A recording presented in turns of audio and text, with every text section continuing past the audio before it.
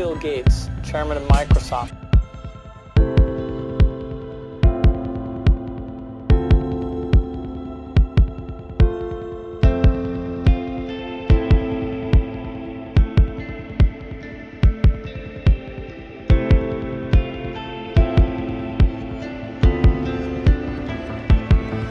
I'm Bill Gates.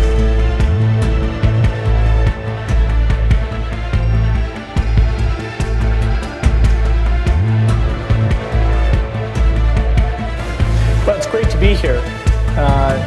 The whole PC movement is based on people like yourself that are really believe in it, really believe in it, really believe in it, and have helped people to get as much value out of the PC as possible.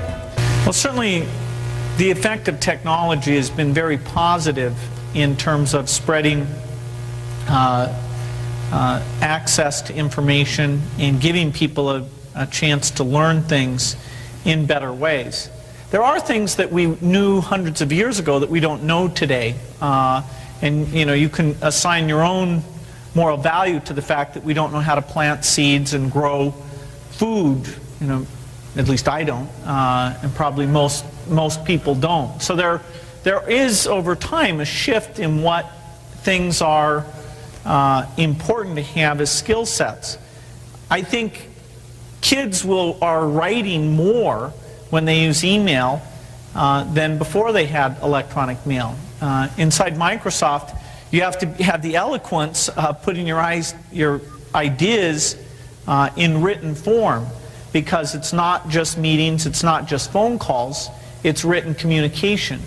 And in the same way as it was in the days before the telephone, you have a written record there of how people were discussing issues, how they're going through things. So I don't see anything that moves away from writing. In fact, I see an increase in writing.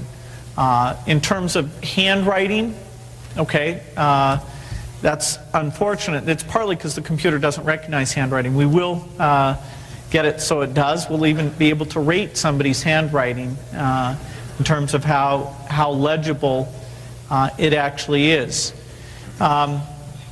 You've got to motivate people to learn things because they're interested in those things, and getting people to be curious about the underlying mechanism. Why do you use mathematics in different ways? What problems does it let it solve?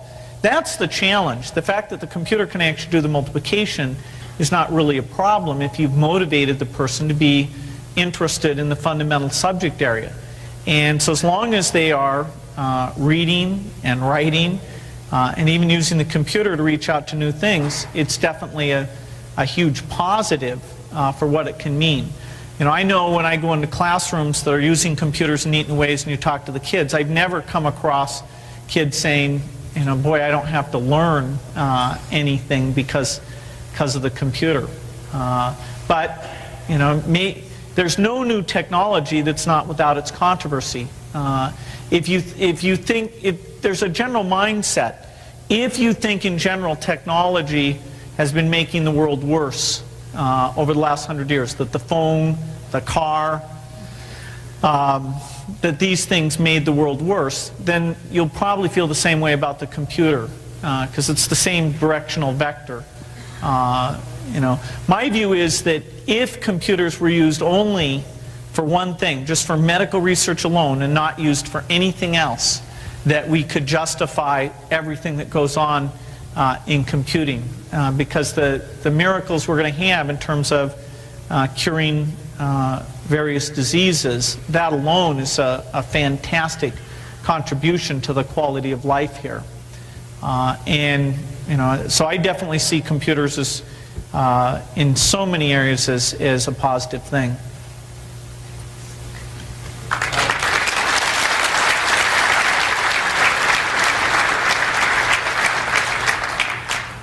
Well, the most dramatic thing will be the virtual elimination of paper and the use of tablet-based computers on a pervasive basis, and the use of natural input techniques, including handwriting and speech recognition.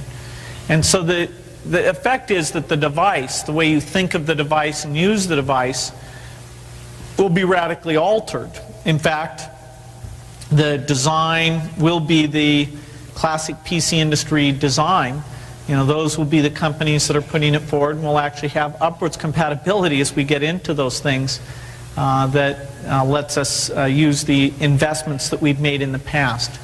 But those things, as they usher in PCs in different form factors and usher in greater and greater use of the internet to exchange information, those will be the things where people will say, okay, the computers, I used to think of it, I knew I didn't think that would change the world, but now that you've got them in this form, it's obvious that they should be used in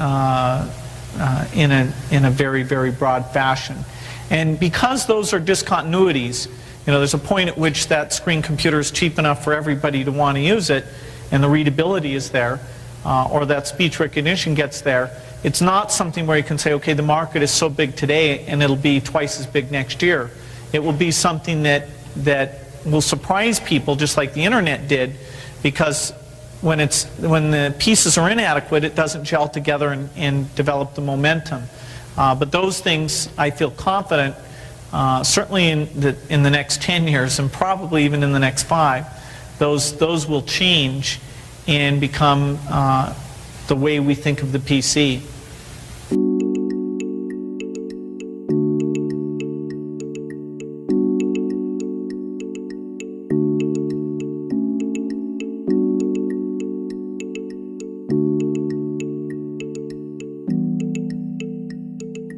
I've got a house on the lake. I can go water skiing. I can swim. I play tennis.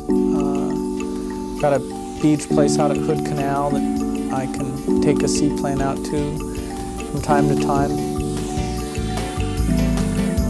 As for someone to share his multi-million-dollar love nest, yes, the second wealthiest person in the country is looking at his schedule and planning to squeeze in a romantic partnership. When you take a 10-year time frame, it's fair to say I think there's a good chance, very good chance I'd be married by then. Maybe by then I'd probably be having a kid or two, sure.